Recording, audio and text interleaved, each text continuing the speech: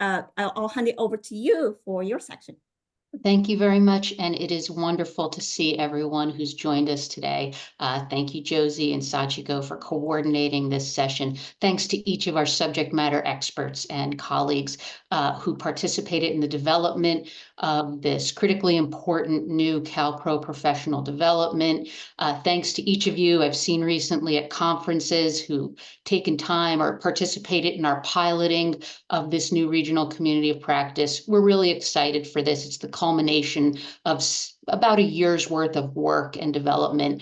Thanks to Ilsa, who you'll be hearing from shortly, who was a developer and facilitator of our pilot and soon coming up training of trainer events. So I'm Marianne Fideli McLeod, the director of CalPro, a position I've held since 2008 and is still these many years later, my passion as a professional, adult education professional. I began my career in it, and I will say in advance, this particular PD we're doing on CalPro this year and into the next few years is very close to my heart. I began my career in adult education in 1991. I was one of the kind of a crew of new grads from Rutgers University who were recruited to go to Poland as part of a post-Soviet bloc civic engagement, English as a foreign language institute that we held over the summer. It's set, like many of you, we all find a way into adult ed and it becomes our passion and we get hooked. And that was my hook those many years ago and still is today. So this is a subject matter which, as I reflected over the past several years of our democratic life in the United States, kept returning to that work that I was very fortunate to be a part of in the early 90s. So with that, I think, Josie, you're driving, and if you wouldn't mind going to the next slide. Thank you. And we could even go one more if you don't mind. Thank you.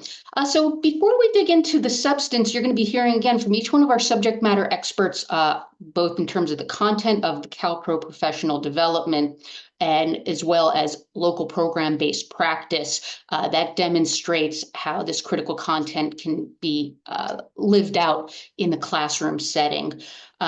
But I'm hoping you won't mind taking a minute and answering these questions in the chat. I'll scan the chat and try and read a few off and invite you to do the same to see what your colleagues are saying. For your consideration, what does it mean to be democratically engaged in the world we live in today? What skills do we need in order to actively engage? I'll just set a timer for about 20-25 seconds.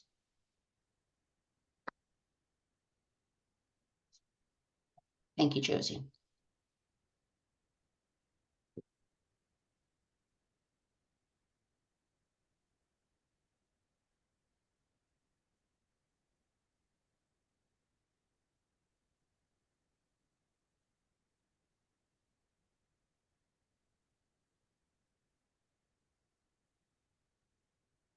And I'm saying thank you for those who keep on going. Critical literacy, communication skills, digital literacy, raising your voice, being aware of issues, confidence in communicating, being civil to each other, discerning facts, listening, particularly to opposing viewpoints, shaping what society looks like, awareness of local, regional, and global issues, understanding of political systems. And I see I'm not going to catch every one, so forgive me if I don't read yours. Debate versus discussion, understanding differences in opinions, being knowledgeable through voting or just simply being knowledgeable of what's happening in government. Let's see, advocating, understanding that careful thinking takes time. And with that, what you all are putting into the chat, I think for those of you who participated in either the pilot we did for CalPro or the development, I think you're going to see reflected in much of what's presented here today. And it is in fact those foundational skills we're engaged in teaching in our adult education classrooms, whether ESL, ABE, ASE, HSE, critical thinking, problem solving, communication, listening skills, reading skills, media literacy skills, digital literacy skills. I would say to you, the CalPro PD creates a context for building those foundational skills while also building up civic engagement and critical democratic literacy skills, which we're going to hear more about soon. Thanks to each of you. And Janae, I hope I'm pronouncing your name correctly, empathy. And so that's a good one for me to end with. And if you don't mind, Josie, going to the next slide. I won't read all of the text, but I invite you to. We often in our education worlds talk about literacy gaps, reading gaps, math gaps, employment gaps, income gaps. And in development, in considering whether to pursue this topic and how to develop the CalPro PD on this topic, our question was, how do we understand the need? And I think this pull-out quote defines that. These are our learners, the same socioeconomic groups, the same racial groups, the same ethnic groups, the same groups who are traditionally marginalized and disenfranchised are in fact our learner populations and the very populations who have diminished power within our political systems and within our civic life and democratic life in this country. What's interesting to me is this is a pull-out quote, a reference from research done in 2004. And it's 20 years later. This is pre-YouTube, pre-proliferation of social media and the saturation of our digitally mediated life with propaganda, misinformation, and disinformation through our social media channels. And I think I'll speak for myself, with advanced education, with literacy skills and the language skills I need to be fully functional and empowered within our society, it's still a struggle to discern fact from misinformation or propaganda. And so I think on the note, Janae, I hope I'm pronouncing your name right, of empathy, if we empathize with the plight of our learners who don't necessarily have the language or literacy skills needed to be fully empowered within the various systems that they engage, that this would be a monumental effort. So it's with that empathy, I'll ask you to go forward, Josie.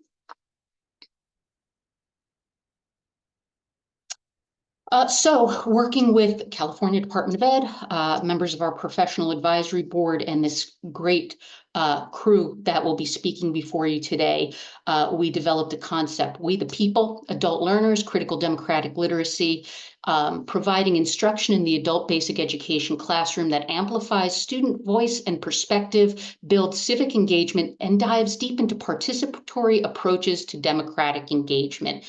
This is about, as always, putting our learners at the center, empowering them to be actors and empowered agents of change.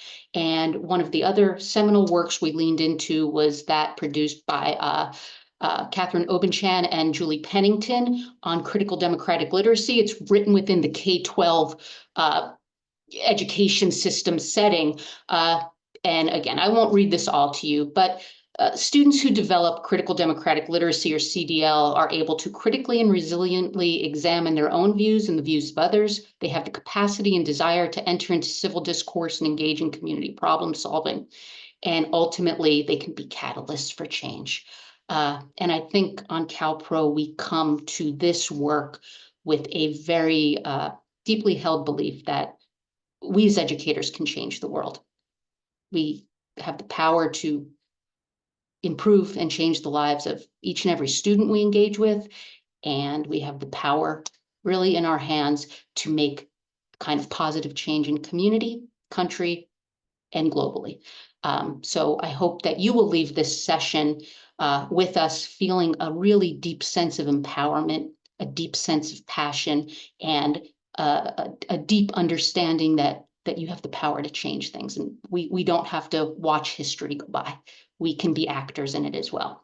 On to the next slide, if you don't mind, Josie. So for CalPro, those of you who've done professional development with us before, you know we have a few different types of offerings. Statewide institutes, online, PD. This is within our regional community of practice modality. So in your consortia, in your program, with a collective of programs in your region, if not your whole consortia, we will at the end of June, be offering a training of trainers event. I think we're going to have about 20 new trainers on this topic who will be deployed around the state at your call. And so this community of practice has the overall goal of enhancing the capacity of adult educators and programs to provide instruction in ABE classrooms, ESL classrooms, ASE classrooms, and providing that instruction that amplifies student perspective and voice, builds engagement, deep participatory approaches, and is suitable for all levels of literacy and language acquisition instruction. Our intended audience is across the gamut. We often talk about civics. It's really in relationship with ESL, but this is civics for all learners.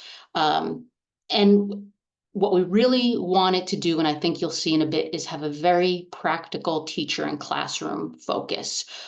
So if you elect to take some of what you learned today or later take the CalPro professional development, which should be available around August, I think we're going to probably be ready to fully go. That it's hopefully classroom ready pieces for teachers. Next slide, please. Very quickly, we have a few goals, key civic concepts that can be integrated into instruction, talking about those unique threats to civic engagement and democratic engagement, how to build student agency through school-based activities, an opportunity to experience problem-based lesson plans and critical democratic literacy-based instructional plans, and time and space to begin planning for multi-day problem-based lessons that you can do in your classroom. And I forget if I have one more slide. Let's see what happens next. Okay, good. So this is the email. You can email us. I'm pretty sure, Sachiko, that goes right to you. Probably goes to a few of us, and we will answer you quickly.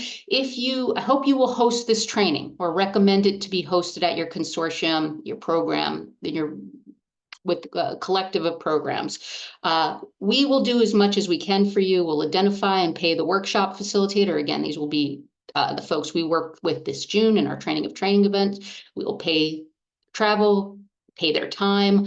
We'll do registration for you from the CalPro event calendar. We will advertise the workshop. We will manage registration.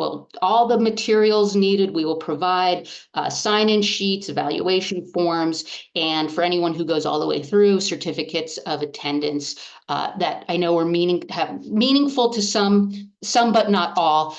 So if you are looking at professional development hours of staff for yourself, we will issue that with hours spent in this unit of study. And with that, I am very pleased to hand off to the person who helped develop the materials, facilitated our CalPro piloting of the materials, and will be our training of trainer facilitator, Ilsa Paulette. So Ilsa, I hand it to you. Thank you so much, Marianne, and good afternoon, everyone. It's a pleasure to be with you, and it was my great honor to contribute to this community of practice both as a reviewer and as a facilitator of the pilot, and soon to be the facilitator of the Training of Trainers event in June. As a quick preview, a taste of the community of practice, we wanted to introduce you to 4 essential concepts of critical democratic literacy that we take a deep dive in the community of practice. But these are concepts that can inform both instruction and program design. And then we'll also have a chance to think about what that looks like in practice. But the 4 concepts that we want to introduce you to are civic virtue, civic engagement, civic discourse, and civic disobedience. And these four are really foundational in the community of practice should you choose to participate in it. So there are a lot of words on there, and you can read the definitions, but I want to illustrate these concepts with a very simple example, that of seeing trash in a public park, for example. So civic virtue in that context would mean that you display moral and ethical behavior and responsible and engaged membership of a community by picking up the trash that you see when you happen to walk through the park. Civic engagement would mean that you actively participate and you voice your concerns. So let's say there are no trash cans in that park. Maybe then your next step would be to contact your elected official and advocate for the addition of trash cans. So that would be your civic engagement, very simple example. Civic discourse means that you are able to exchange ideas, opinions, and information in a respectful manner, finding common ground and making informed decisions. So again, to that example of trash in the park, it would mean that you engage in a conversation with somebody about picking up their own trash, right? If you see somebody littering in the park. And civic disobedience then would mean a deliberate or non-violent violation of the law, such as protest or resistance. So that could mean staging a demonstration or a protest in the park in that example. So those examples can inform both classroom instruction and program design and how we engage with learners in our adult education programs. So on the next slide, Josie will see some examples of what that looks like in practice. So civic virtue in practice can take the form of classroom agreements. It means how are we going to work together, spend time together in our classroom in a respectful way. It can look like valuing diversity in the classroom, respecting the physical environment, standing up for others, or active classroom participation. When we look at civic engagement, some examples are student government or leadership, students participating in planning efforts or WASC visits, or legislative advocacy where students engage directly with their local elected officials. You will hear examples from my wonderful colleagues later on in this webinar, and most examples are in that civic engagement space of student government and legislative advocacy. Civic discourse in the classroom can mean respectful disagreement, learning to talk about hard things, opinion writing, expressing your opinion in a non-confrontational and a respectful way, or having a classroom discussion about hard topics. And then finally, civic disobedience can look like perhaps a demonstration or a peaceful protest. So if we were in the community of practice now, I would give you some time to reflect on these concepts. And on the next slide, Josie, you will see some of those questions for reflection. So in a community of practice setting, we would do a think, pair, share. There would be nice snacks on the table, and you had a chance to discuss these questions with your colleagues, with your peers. So perhaps we can take about 1 minute for you to reflect on these questions, and feel free to type some of your responses in the chat. In the interest of time, we will not have time for a large group discussion, but if you care to share some of your thoughts and opinions, feel free to do so. So let me read the questions for you while we're getting the slides back up. The first question is, how can these concepts support your students' learning? Which ones would be most easy or most challenging or most important for your students? And is there perhaps an activity that you currently do that you believe addresses these concepts?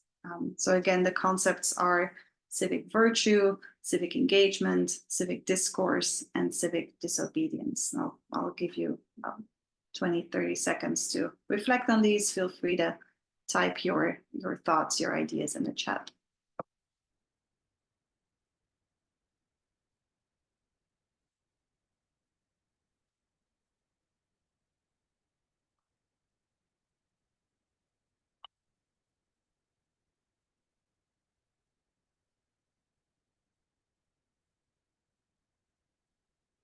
Deanne says, setting class norms for discussion.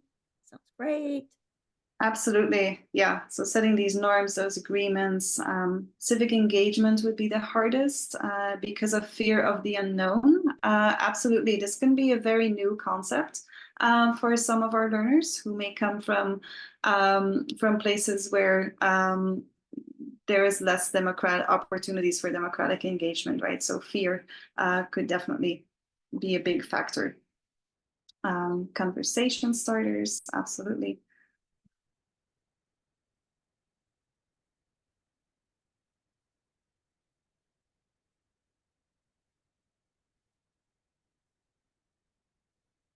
Great. Well, thank you so much. I hope this gave you a quick taste of what of some of the activities that we engage in a community of practice. And I would like to turn it over now to my colleagues, Cindy and Stacy from Castro Valley Adult and Career Education, to give us a very concrete example of what civic engagement looks like at their site.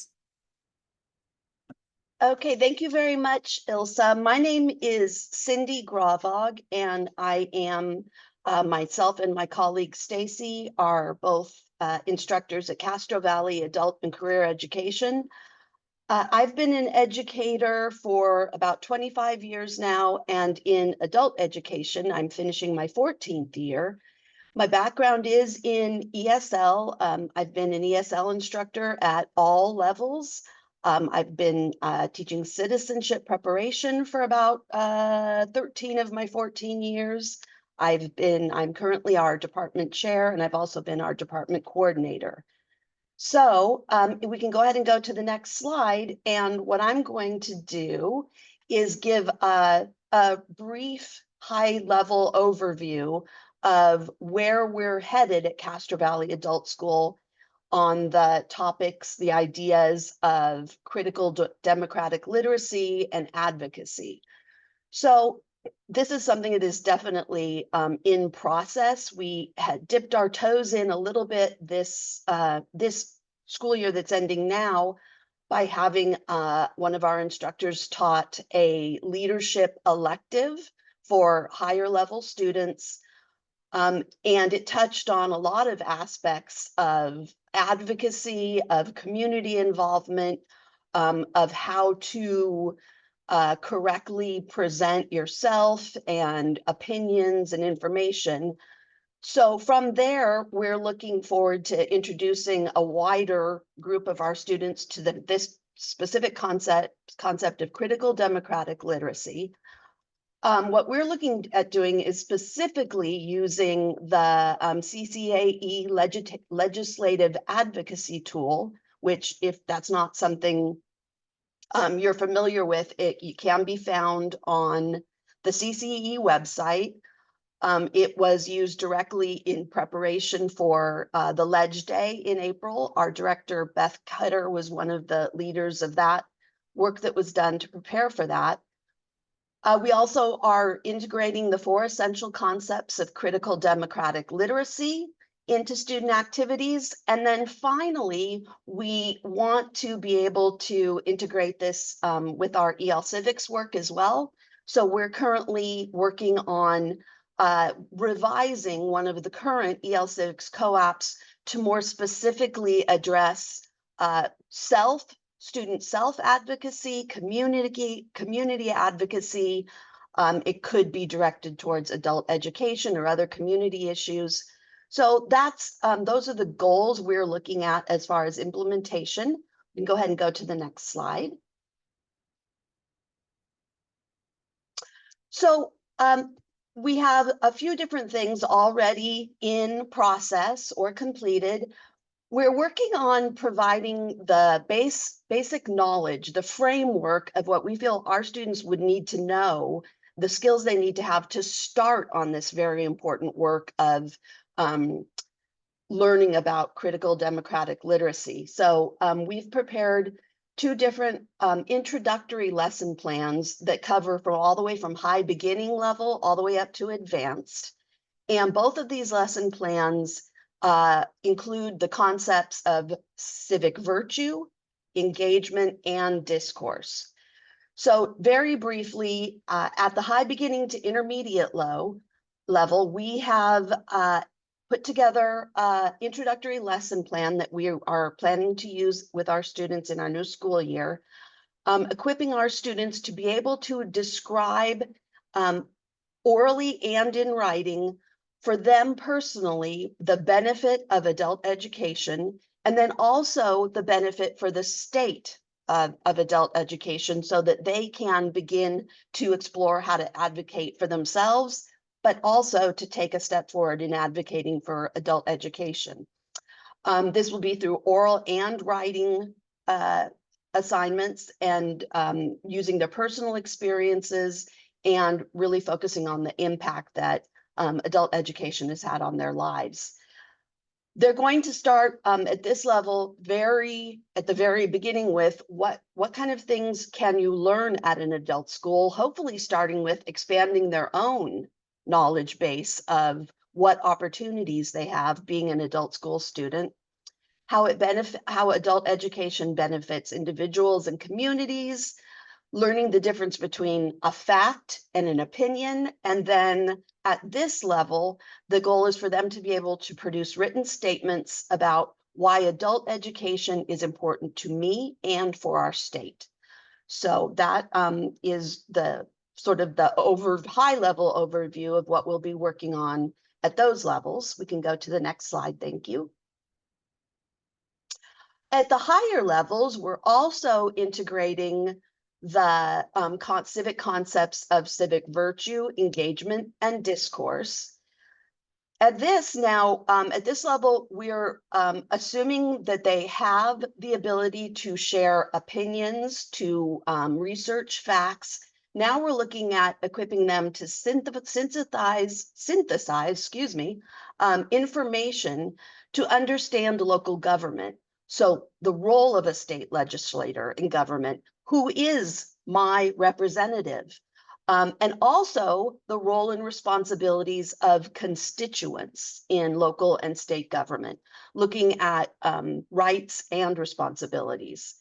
So at this level, for an introductory lesson, we're looking at utilizing lots of speaking opportunities in whole class and small group discussion, written synthesis of that material, and really drilling down on making sure students have clear understandings of the roles of U.S. representatives, their rights and responsibilities as constituents in their local government, and then also really looking at what does that mean, civic, making sure that they have an understanding of what we mean when we say civic responsibilities, civic involvement in our American government system, culture, communities. Their final steps will be producing written statements and also producing action steps. What are things that our students can do now as their first steps into becoming more civically involved and more involved in self and community advocacy? So we can go ahead and go to the next slide. Then the other thing I mentioned, we are currently working on revising. We're going to be revising an existing co-op to really, again, focus very sharply on self-advocacy, family, community, and also bringing in, once again, the tool of the CCA legislative advocacy tool. The tasks we're revising, again, are going to focus on general advocacy. So helping students through the tasks to focus on their own needs, community needs, problems, and issues, being able to explain those issues both orally and writing, being aware of who to direct their questions or their concerns to in their local government, and then also being able to produce persuasive communication to the appropriate agencies, requesting help or requesting more information or information on what that student can do to get involved. So we're hoping, our plan is to have that revised by midsummer, and that's something that we would like to be able to use with our students and have available widely for the beginning of the next school year. Okay, and I think my final slide. Oh, nope, that's my last slide. So I am going to pass it on then to my wonderful colleague, Stacy Anir, who is going to share a lesson on from the the ASE perspective. Thank you, Cindy.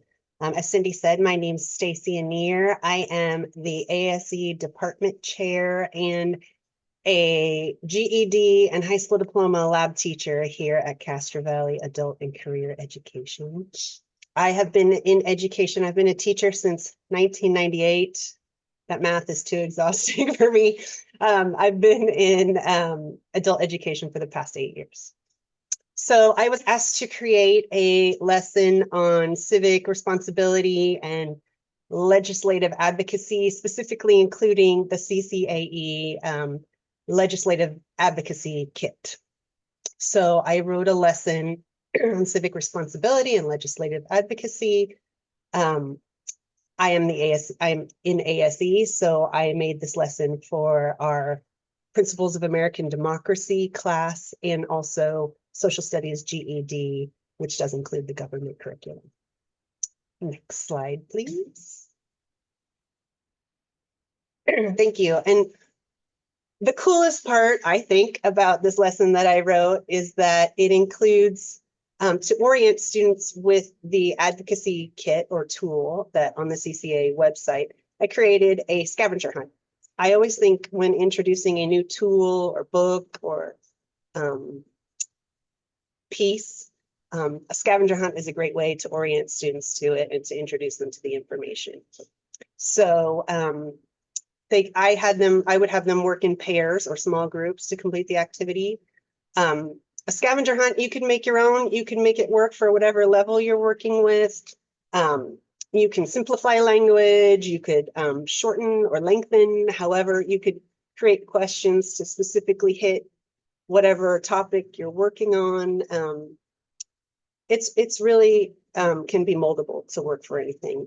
After students would complete the scavenger hunt, they would become familiar with the advocacy kit and ready for follow-up activities or projects using the tool. In my lesson, we would have students, after they become familiar and complete the scavenger hunt, their assignment would be to actually complete one of the activities on the kit and then fill out a reflection afterwards and share with the class what they did, how they did it, how it felt. And again, they could work in pairs for that or small groups, or it could be an individual activity. Next slide, please. So I thought just so you could kind of experience, one, have a little bit of experience with the advocacy kit, and two, kind of enjoy a little scavenger hunt. We do that right now. So this is just a snippet of the actual scavenger hunt that I created, which will be shared with you. I thought we could take 2 or 3 minutes. You could pick a question, go to this website, and then see if you can find the answer and type it in the chat. I'm going to share the website link in the chat again, just so you'll have it. And I'll set a timer I'll start with 2 minutes, and if people aren't finished, we'll stop that, but I'll extend it a little bit. Okay? Off you go.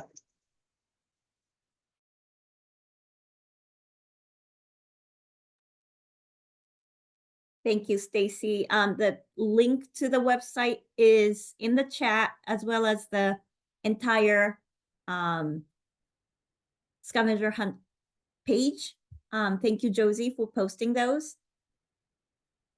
But pick one of the questions on the screen and go to the website. Let us know if you have any questions.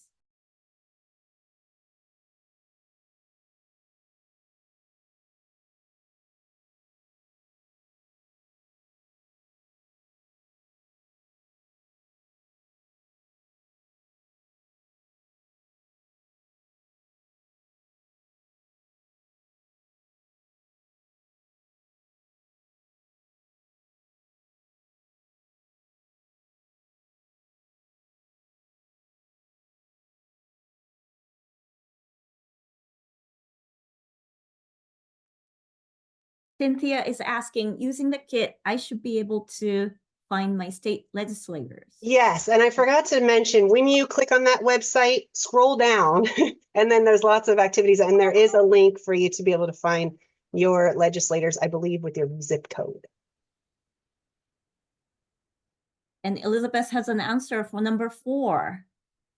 What is one reason to tag a legislator on a social media post? You are exactly right, Elizabeth. Request a certificate for your graduates. Number 3, find your legislator.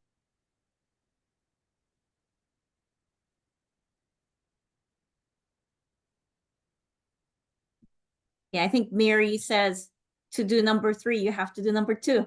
Yes, you do. Find your legislators first and then contact them, right? Yeah. And Deanne, you found your state legislator. Excellent. I think even just having students do that is a valuable experience. So they know that there is a person behind someone making the decisions, right? And they can put a name with it.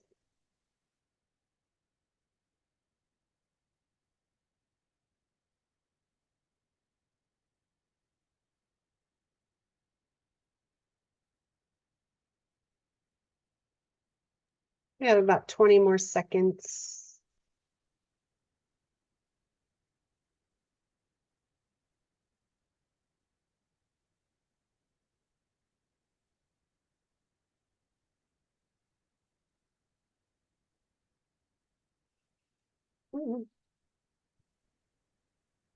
That was my timer. So number 1, yeah, funding. But at the very top of the kit, it does say if each adult education program makes contact with their legislatures at least once before Ledge Day, then every legislator will have a connection to adult education and our impact. I thought this lesson was important because one thing that is important to all the students in our classes, a community issue that affects them, is adult education. So that is something, I think that's a good start for these types of lessons, is that's something that's important to us all, right? Because we're utilizing that service. So familiarizing them with the legislative advocacy kit and having them complete an activity on it really promotes civic engagement and makes students feel like they're a part of the community. And now I would like to pass it on to Gail Eisen. Thank you very much, Stacy. Hello, everyone. It's a pleasure for me to be here with you today. I'm Gail Eisen.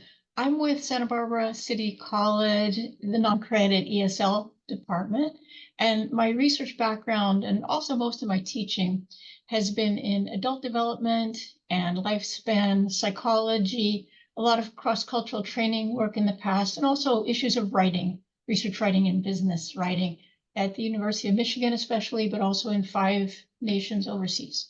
So thanks a lot.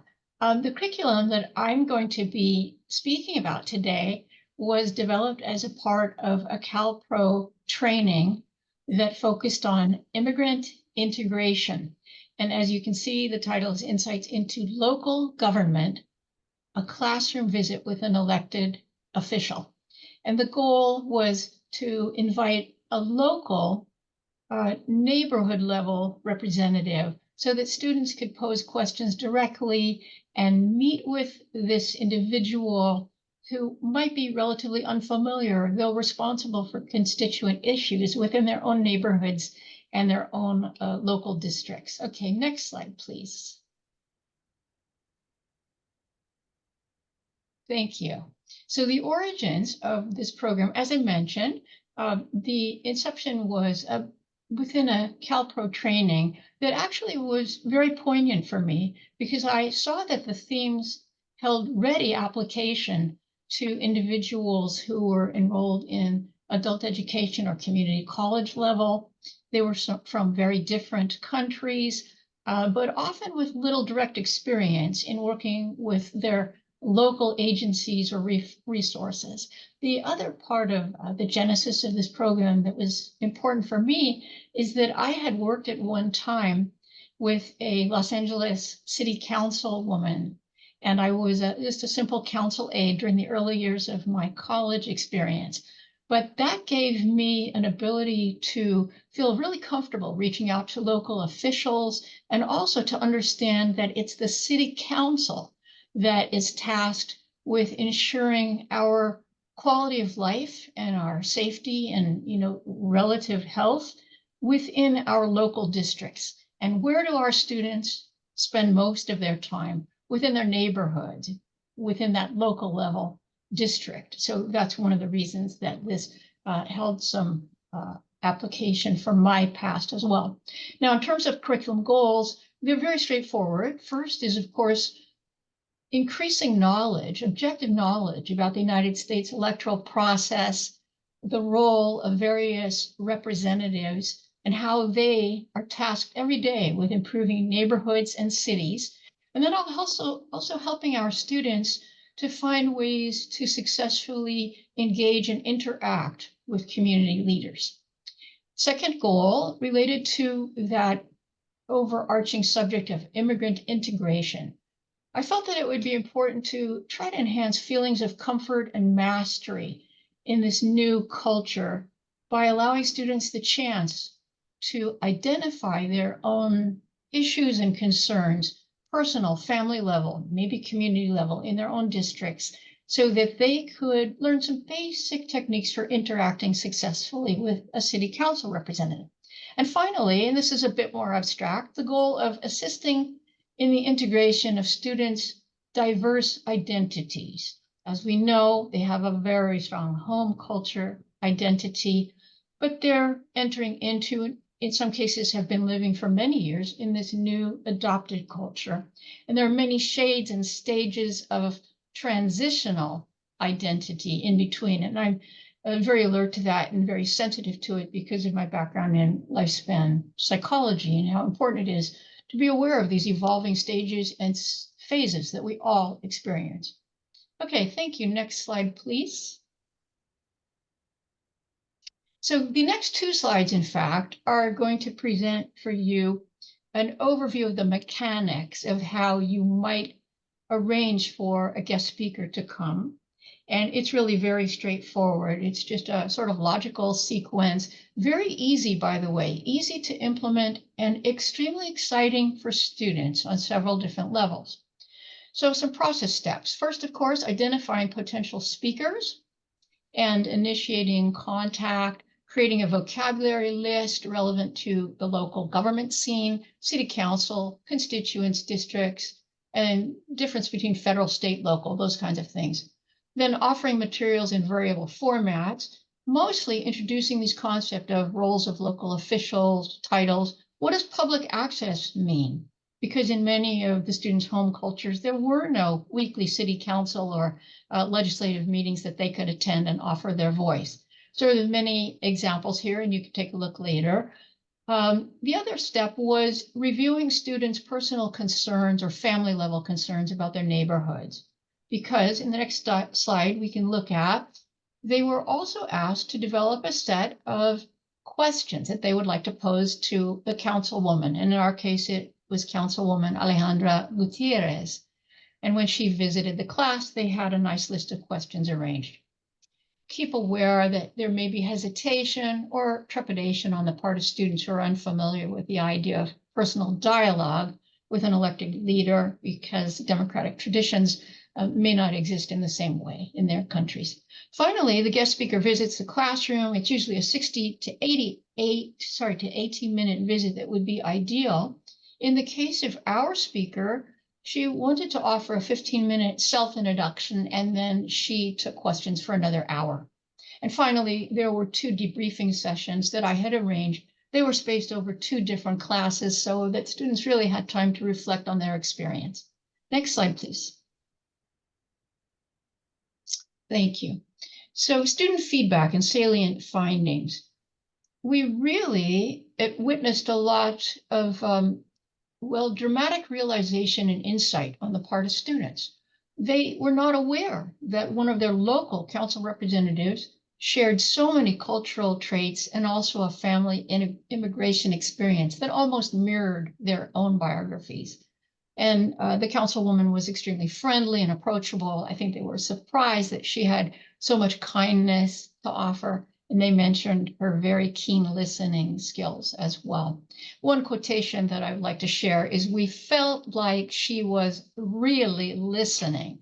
So they were just astonished that a local elected leader could have that trait. In addition, they were incredibly impressed that our councilwoman shared her private cell phone number with all the students. They had never imagined that was possible. Finally, a very dramatic fact is that the councilwoman mentioned almost in passing that she had been elected by a margin of only 8 votes. And this was quite astonishing for all of us to hear. This led seamlessly to the chance for me to reiterate the vital importance of voting and how important it is to remind family and friends who are eligible to vote to actually register when they attain their citizenship. And there was a lot of truth to the adage, every vote counts. And this amazing revelation during the meeting allowed me to underscore that idea.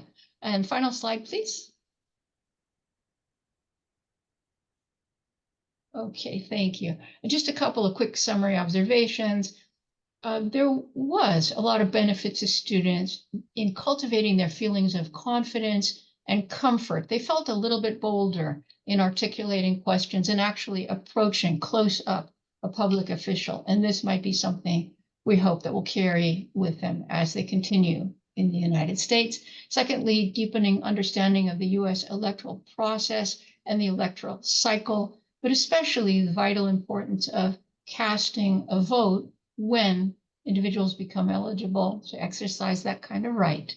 And finally, there was, and this is more abstract, there was a benefit in expanding and enlarging in very subtle ways a student's sense of self from home culture identity toward what I call a wider and blended sense of US and global identity, certainly in a way that integrates and honors their personal biography, but offers some new opportunities for growth and mastery and civic engagement. So thank you very much. And if there are questions, I can answer a few, or I can hand it over to our next speaker, who is Marina. Let's go to Marina. Thank you. Okay, thank you. Hi, everybody. So my name is Marina Kravtsova, and I'm representing San Mateo Adult and Career Education. And I have been involved in adult education since I immigrated here for like more than 12 years. First 5 years, I was an ASL student and student volunteer in my school. And last almost 8 years, I have been working here as a English learner specialist and student volunteer coordinator. And next slide, please. So we are here in SMACE, very actively involved students in school life, and our immigrant students can participate in school life through different options. Through the classroom and school events, they can become community garden activists, they can attend Green Team meetings, or if they want to be more actively involved in school life and support other students in our school communities, they can become student ambassadors or student council members. And please, next slide. So because of this variety of opportunity to participate, it allowed our students to attend and be part of school life, disregarding their English proficiency level or civic engagement background. And also through the participating in these events, our students in practice learn that their voices matter and they can make a difference in their community. So there are two examples of our very successful events, which led all students to be part of community and school life. So you see people in red, and during the crisis of adult education funding, we had a campaign Wear Red for Adult Ed, and each Tuesday, all students and staff wear red in order to bring attention to adult education needs. We posted these pictures everywhere on social media. We shared our red T-shirts with local legislators, etc. And also during the last 2 years, our students actively participated in nature disaster victim support bake sales, when again they could participate differently in order to support victims in different countries, victims of earthquake or flooding. They could bring something baked to sale. They could buy it and donate money through this, or they could help us to organize this and help with this bake sales. Okay, so next slide, please. But again, as I mentioned, some of our students prefer to become more actively involved in school life, and we allow them to do it through the student ambassador program or student council. And I talked about both of these programs last year in a CALPRO webinar. So if anybody is interested to learn a little bit more about students' engagement, they can refer to that webinar on our website, CALPRO website. But again, our more active student leaders, they attend school and district board meetings. They in touch with local leaders, and if there are any visits, any important people visit our school, these active students give them tour and communicate with these visitors. Our students have been presenting on different conferences on adult education, and they have been visiting Sacramento for CCA Ledge Day. Next slide, please. But because we're talking about adult learners, and we talking about English language learners, immigrants, we need to remember a few things. First of all, connotation of the word advocacy can be different in different languages and not exactly means the same in English as it means in English, and it's not exactly means the same, for example, in Russian.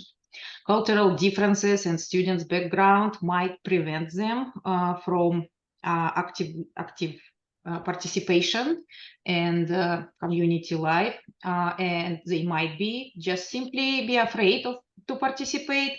They might not have enough knowledge. They might be afraid of not enough English to participate, or they might be quite cynical about participation and don't believe that anything they can change here and their voices matter and they can make any differences because of their previous negative participation and experience in their countries.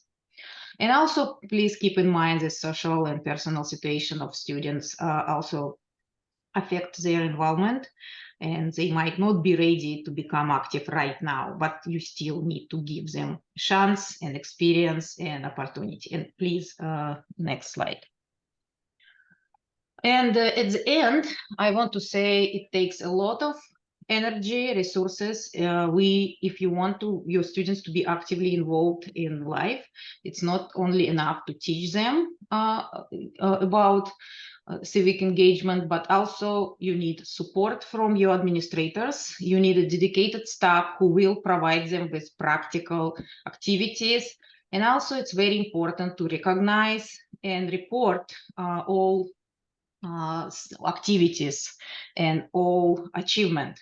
So please post it in social media, and also you can host a volunteer appreciation event and recognition.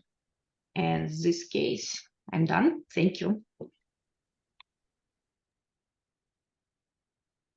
Thank you so much for all our presenters today, for sharing your inspiring practices And I know it is 2 o'clock, so we have to let you go. Josie, can you show the next slide so people can get the QR code or link to the evaluation? Thank you so much for joining us today. If you could click on the link or scan the QR code to provide your feedback to today's session, today's webinar, that will be greatly appreciated. We take your feedback and use it to improve our future offerings. Thank you very much for joining us today. And I hope you consider bringing this, extended community of practice on this topic to your school in the next school year. Thank you so much. Hope to see you in the next webinar.